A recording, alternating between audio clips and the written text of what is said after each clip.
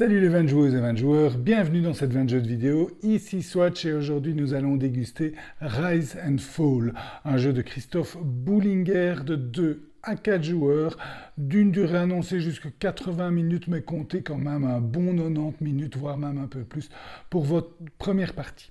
Alors Rise and Fall c'est le dernier jeu de Christophe Boullinger qui à l'heure où je tourne cette vidéo va être présenté en financement participatif. On a la chance d'avoir reçu un proto, donc tout le matériel est proto, et c'est un jeu de Christophe Boullinger, un auteur que personnellement j'aime beaucoup, surtout grâce à Donjon Twister et toutes ces extensions qu'il a sorties. Et je suis toujours un grand fan de cet auteur et un grand fan de ce jeu. J'y joue toujours avec un immense plaisir, et voilà, pour moi c'est un jeu incroyable, et depuis lors, je quête les nouvelles sorties de Christophe parce que j'aime vraiment beaucoup ce qu'il a fait, et sans jamais avoir retrouvé le peps de mon amour de jeunesse, je dirais. Donc voilà, est-ce que Rise and Fall va retrouver cet amour de jeunesse? Nous allons le voir ensemble, mais en tout cas, c'est pour lui, j'oserais dire, hein, sans lui avoir demandé, j'oserais dire une sorte de retour aux sources. C'est un jeu qui a des similitudes de loin, hein, c'est pas du tout Donjon Twister, mais il a des similitudes dans le sens où c'est un plateau modulable, c'est un jeu sans une once de hasard, mais vraiment pas, encore moins que dans Donjon Twister. Il y avait encore des cartes qu'on jouait face cachée ici. Enfin, il y a toujours des cartes qu'on joue face cachée, c'est vrai. Mais quand même, pas du tout pour les combats. C'est pas un jeu de combat, mais c'est un jeu sans une once de hasard, avec du blocage, des figurines, avec des capacités chacune de déplacement, etc. Et d'autres capacités qui vont interagir, qui vont se bloquer. Ça va un peu plus loin quand même, hein, il y a du contrôle de zone. Donc voilà, un jeu où j'oserais dire qu'il y a des similitudes, en tout cas c'est avec Donjon Twister, mais pas qu'avec Donjon Twister, hein, et de loin, hein, parce que le Donjon Twister est quand même un duel. Ici on peut jouer de 2 à 4, donc c'est de loin la comparaison, si j'ose faire une comparaison. Pour moi c'est un jeu plutôt proche de Barony, hein. Si vous avez aimé Barony, il va un peu plus loin, donc il est encore un côté plus profond que Barony, mais il a cet aspect sans hasard, placement, déplacement, contrôle de zone, blocage, comme Barony, avec des magnifiques pièces en bois. Je vais vous montrer ça tout de suite. Voici donc la mise en place pour un joueur. Bon, le jeu se joue à partir de 2 joueurs, donc ça n'existe pas un joueur. Mais pour les besoins de cette vidéo, je n'avais pas besoin de montrer plus. Donc vous avez les cartes actions du joueur, j'y reviens, et les tuiles objectifs pour tous les joueurs. Vous avez un plateau central qui est totalement modulable, donc qui sera différent à chaque partie, et il est construit par les joueurs lors de la mise en place. Donc au début de la mise en place, tous les joueurs vont recevoir en fonction d'un certain nombre de joueurs des tuiles haut qu'ils vont placer, puis ils vont pouvoir placer sur ces tuiles haut, imaginons que je le fasse comme ça, allez, ils vont pouvoir y placer, je pense que même comme ça ne fonctionnera pas, mais enfin bon, c'est pas grave, ah oui, comme ça. Ils vont pouvoir y placer des tuiles planes. Sur les tuiles planes, ils vont pouvoir placer des tuiles forêt. Sur les tuiles forêt, ils vont pouvoir placer des tuiles montagne. Et sur les tuiles montagne, ils vont pouvoir placer des tuiles neige. Et donc, ça donne un aspect comme ça 3D très sympa, qui fait partie des mécanismes où il y a le niveau le plus bas, c'est l'eau, puis c'est la plaine, là, et puis c'est la forêt, hein, la plaine, la forêt, et puis la montagne, et puis la neige. Donc, un plateau 3D qui va être construit par les joueurs et qui sera toujours différent. Il faudra respecter certaines règles de placement, telles que la adjacente. Ici, ce que j'ai fait, c'est pas bon, hein, parce que là, les tuiles haut doivent au moins toucher 2 tuiles haut, donc il y a des petites règles. Il y a un certain nombre de tuiles à placer, donc mettre trop d'eau n'ira pas. On peut faire des trous, comme il y a ici, bien sûr, mais ça sera limité, parce que les tuiles planes, il y en a beaucoup, il faudra pouvoir toutes les mettre. Donc des contraintes de ce type, mais ça donne quand même des plateaux totalement différent à chaque partie, donc ça c'est vraiment bien vu, et très chouette d'avoir ce niveau en 3D qui fait un petit peu penser à Talouva, mais qui n'a rien à voir, qui fait partie des mécanismes, puisque les unités vont pouvoir monter ou descendre de niveau, mais certaines auront plus difficile, donc vous voyez que les unités elles sont magnifiques, hein, vous voyez ces petits trucs en bois avec des autocollants, c'est vraiment magnifique, tout en bois. Donc vous avez ici les nomades. Ben, les nomades, vous imaginez bien qu'avec un cheval et une charrette, on ne va pas pouvoir faire grimper le long d'une paroi rocheuse. Par contre, vous voyez les montagnards qui chevauchent un tigre, eux, ils vont pouvoir être beaucoup plus agiles. Vous avez les bateaux, ben, ceux-là, ils vont certainement rester dans l'eau. Les marchands, eux, qui sont capables de faire de longues routes et qui peuvent faire gagner pas mal d'argent. Et vous avez les temples qui vont convertir toutes ces braves personnes. Et vous avez les villes, si magnifiques 3D villes, vous voyez. C'est assez joli. Voilà. Donc ça, un grand chapeau pour toutes ces... Et pour une fois, des figurines en bois et pas en plastique gris. Donc voilà. Donc ces différentes unités vont se déplacer ou pas. Évidemment, une ville, vous imaginez bien que ça ne va pas se déplacer, mais sinon, les marchands, les nomades ou les montagnards vont se déplacer, vont avoir certaines règles de déplacement, se déplacer plus ou moins vite, et en fonction du terrain, en fonction de l'élévation, ils vont pouvoir ou pas se déplacer. Et donc, vous imaginez déjà bien les blocages qui peut y avoir, puisque monter directement de l'eau ou de la plaine à la montagne ne sera possible qu'avec certaines unités. Et en plus, on ne peut pas traverser certaines unités. La majorité des unités ne peuvent pas traverser des unités adverses. Donc, il faut passer par des terrains libres. Donc, vous voyez les blocages. On va se placer pour empêcher vos adversaires de passer. Et ça sera un contrôle de zone. Le jeu, on va gagner beaucoup de points en contrôlant les zones, en sachant que chaque zone est un type de terrain. Donc la mer ici, la plaine ici, les forêts, etc.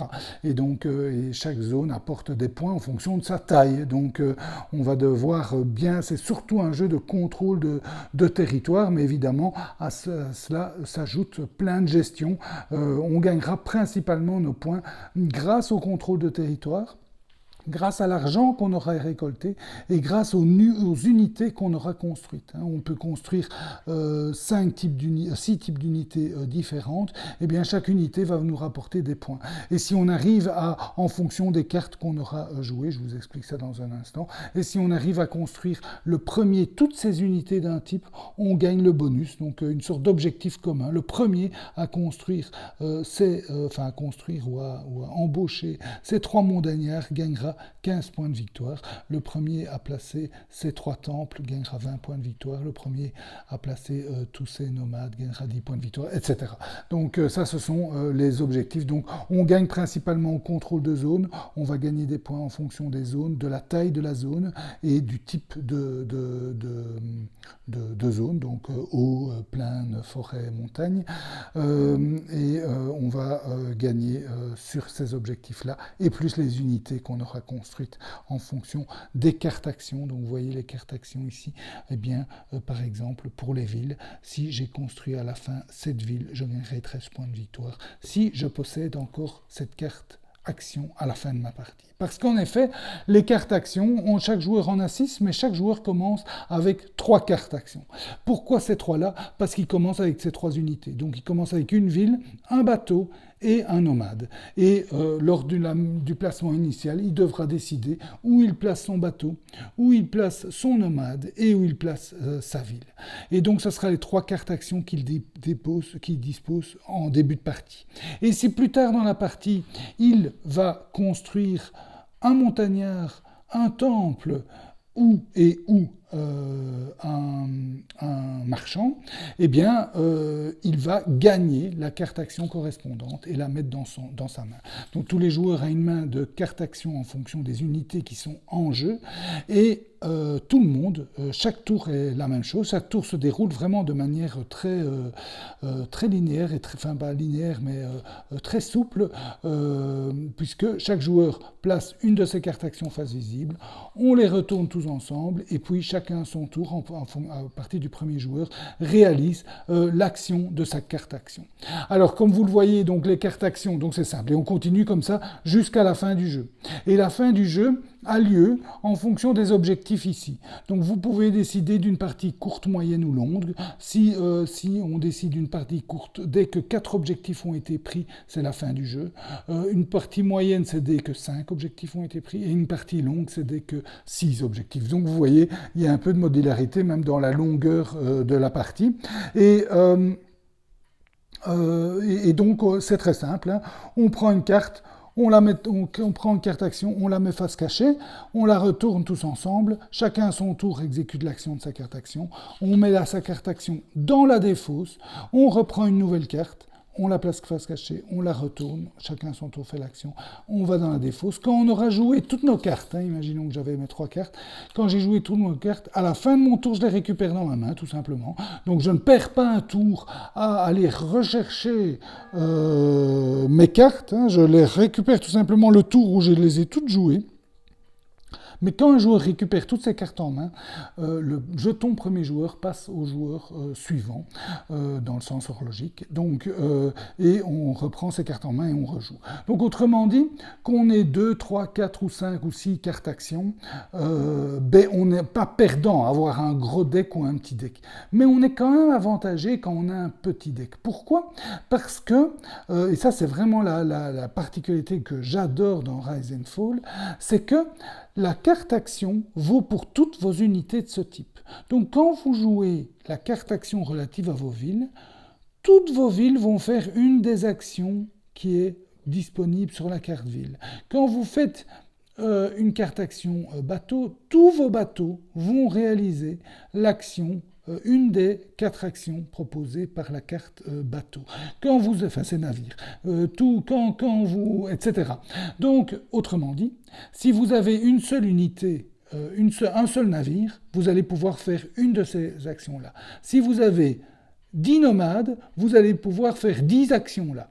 Donc, vous aurez intérêt à avoir le plus petit nombre d'unités possible. L'idéal, c'est d'avoir 2 cartes, 2 unités différentes, et vous jouez que ces 2 cartes et vous avez plein d'unités, donc vous avez plein d'actions. Évidemment, le jeu est bien fait, et donc vous aurez intérêt à vous diversifier, mais plus vous diversifiez, plus vous aurez des cartes actions qui vont un peu vous polluer. Donc l'idéal, c'est de vous en débarrasser. Donc il y a plusieurs moyens de vous en débarrasser. En fait, dès que vous n'avez plus d'unités de ce type, vous perdez votre carte action, et vous avez des actions, vous voyez ici, par exemple, je vous expliquerai un peu plus en détail, mais ici, pour faire cette action, vous perdez une unité, vous devez sacrifier une unité. Donc le fait de sacrifier une unité va vous permettre de perdre certaines cartes actions. Et la deuxième chose, c'est que dès qu'un joueur atteint un des objectifs, il prend l'objectif pour dire qu'il a gagné les points de victoire, on remonte ça, et chaque joueur va devoir se défausser d'une de ses cartes actions, on va devoir la mettre là. Et à partir de ce moment-là, si un joueur veut récupérer sa carte action, il devra payer 5 pièces. Et vous voyez qu'au fur et à mesure du jeu, vous devrez payer de plus en plus de pièces pour récupérer votre carte action.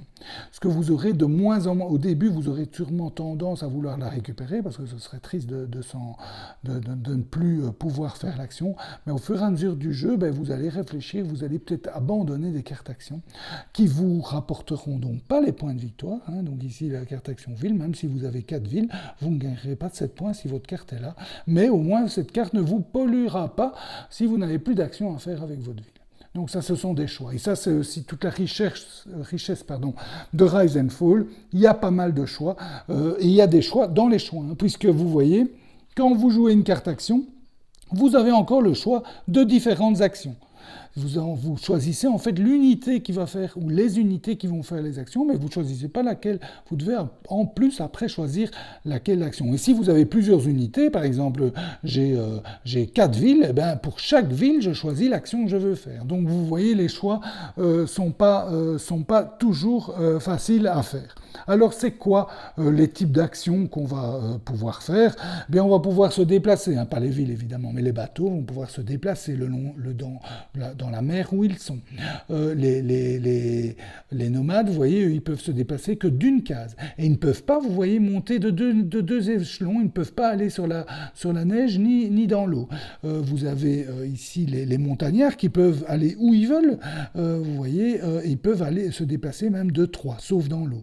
Vous avez évidemment, les temples ne se déplacent pas, et les montagnards, et eux, ils peuvent même passer à travers les unités adverses. Donc, vous voyez que les autres ne peuvent pas. Et lui, il peut passer qu'à travers ses propres unités, et lui, il peut même pas passer à travers ses propres unités. Donc, ses propres unités le bloquent.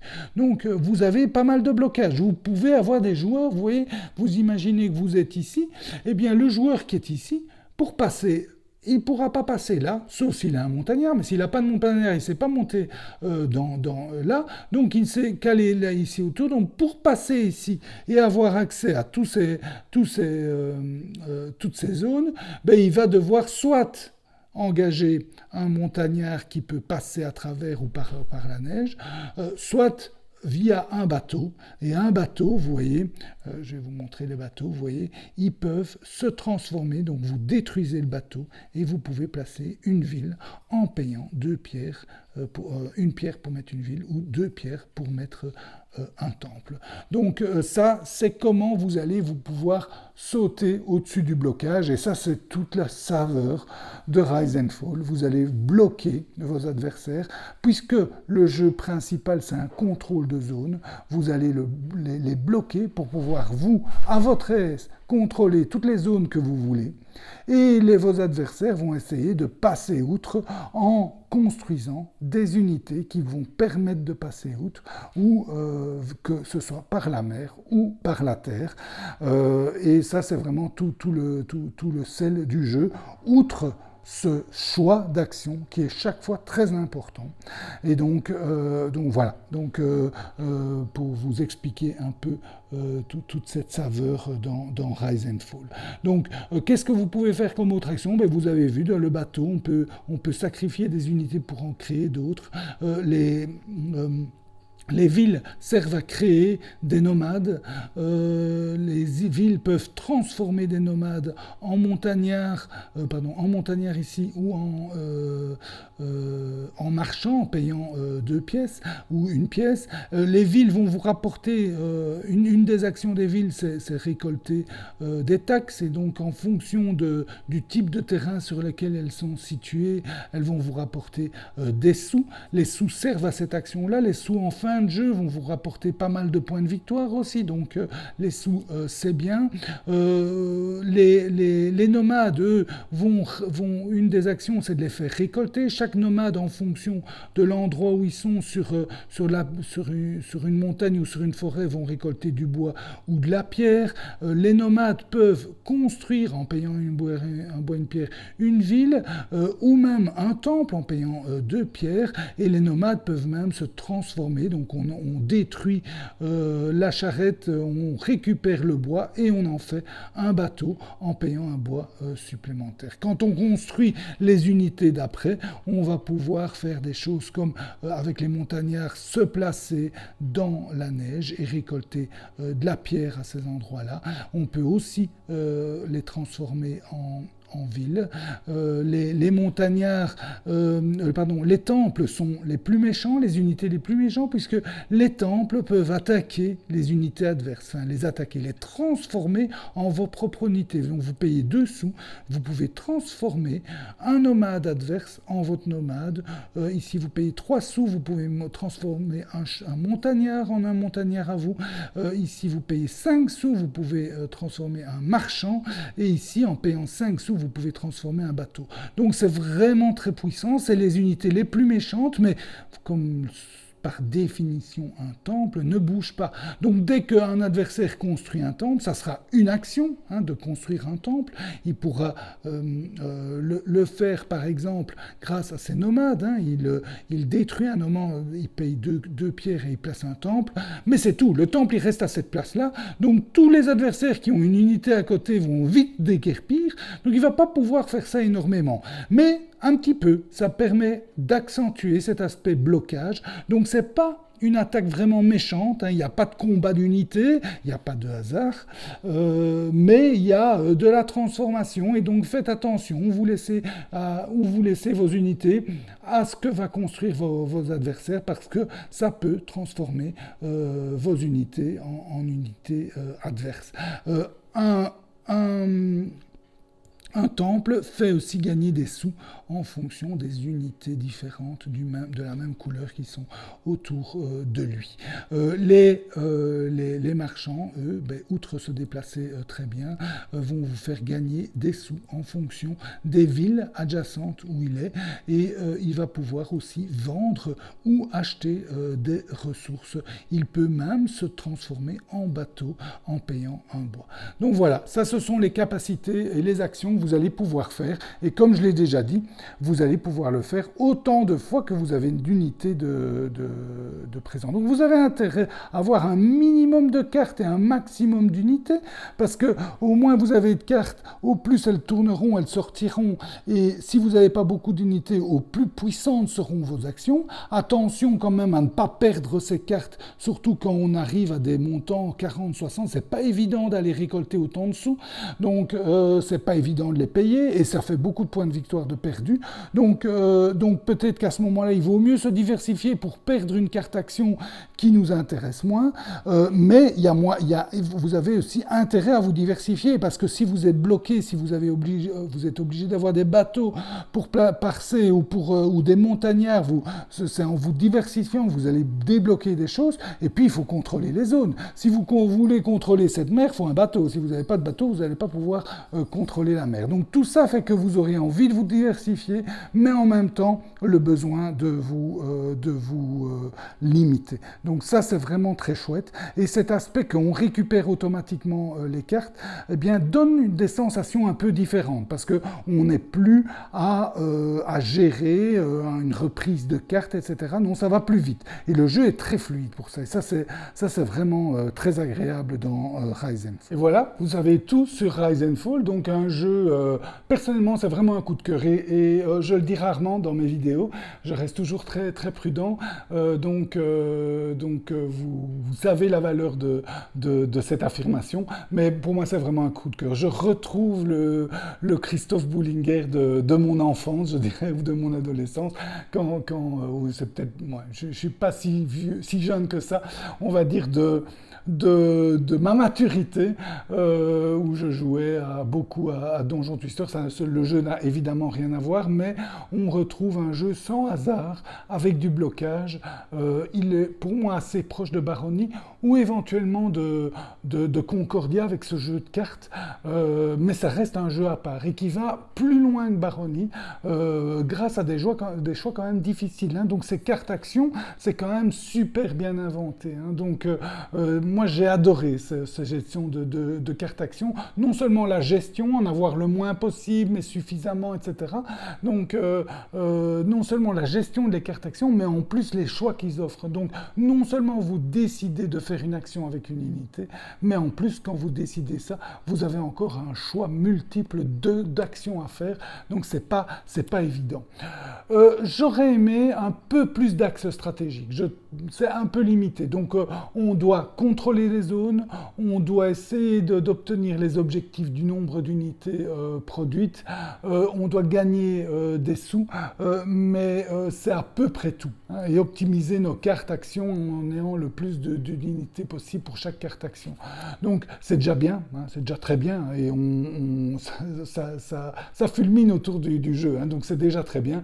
Enfin bon, des objectifs personnels ou d'autres objectifs qui varieraient entre parties, personnellement ça m'aurait plu. C'est petit reproche que je ferai au jeu, bien que le jeu propose aussi une dizaine de cartes clans, et ce sont des cartes de départ qu'on reçoit au départ et qui nous donnent une capacité permanente. Donc ça c'est quand même chouette, hein. 12, je pense qu'il y en a 10 ou 12 entre les deux, ou 11. Enfin, dans le proto j'en ai 11, mais je pense que dans les règles j'en ai vu 12, donc ça doit être, enfin vous verrez ça sûrement sur la page de financement du jeu, mais c'est quand même 12 asymétries, hein. C'est comme Terra Mystica, hein. Donc il y a pas mal de clans différents. Bon, ça n'a rien à voir avec Terra Mystica, hein. J'entends les critiques déjà, mais quand même, il y a 12 clans avec des capacités spéciales, donc pas mal d'asymétries qui peuvent être ajoutées, donc ça donne déjà un chouette aspect en plus, juste pour 12 petites cartes, mais évidemment mûrement réfléchies. Donc voilà, ça c'est chouette, et ça compense un peu la critique que je disais par rapport au manque de variabilité dans les axes stratégiques. Sinon, le jeu est allez, vraiment un pur bonheur ludique, surtout dans ses blocages, ses contrôles de zone, et ce fait qu'il n'y a aucun hasard. Et l'aspect qu'on n'est pas dans du combat et on est reparti pour je t'enlève tes unités, ok, je vais en reconstruire et je reviens à l'attaque. Non, ici, oui, on peut construire un temple qui va transformer, mais donc c'est vraiment assez unique ce temple, et on le voit venir, on le voit qu'il va le construire, donc au tour où il le construit, il n'attaque pas, hein. Donc l'ordre du tour est évidemment important, parce que s'il construit ça et que juste après il devient premier joueur parce qu'on a gagné une tuile objectif, eh bien là ça peut faire beaucoup plus mal. Donc il faut un peu anticiper, tiens, qu'est-ce qu'il peut faire, qu'est-ce qu'il lui reste comme carte, est-ce qu'il va construire un temple, s'il en construit un, ou est-ce qu'il pourra en construire un, est-ce que je suis en danger, est-ce qu'il vaut mieux pas que j'utilise mes mouvements pour partir, ou inversement.